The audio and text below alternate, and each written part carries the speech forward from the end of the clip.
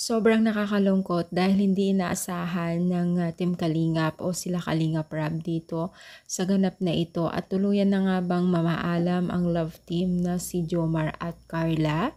Yan ang ating pag-usapan for today's video at kung bago ka pa lang sa aking channel, please subscribe po, like and pakit na rin po natin guys ang notification bell upang ma-update po tayo at may ako pinag-upload patungkol sa mga viral and trending video ko po.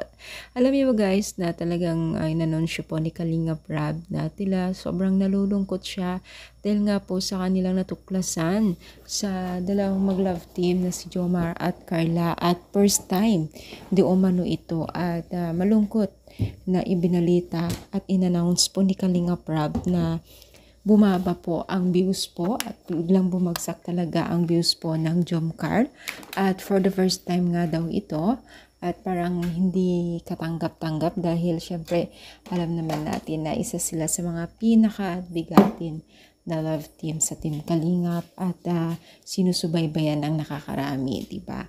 So syempre bilang tayo ay manunood, isuportahan po natin, wag natin hayaan na bumagsak ang views po ng Team Kalingap dahil po ay napakalaki po ang tulong po ng Team Kalingap sa lipunan. Kumbaga, isa rin po sila sa mga nagtataguyod upang umangat din ang mga nangangailangan ng tulong. No? So, medyo maaapektuhan o maaapektuhan talaga sila dito sa mga pagtulong kung ganyan lamang lagi, 'di ba? So, suportahan po natin sila bilang isang manunood. Syempre, no, laking tulong po 'yun, no. So, ano masasabi ninyo?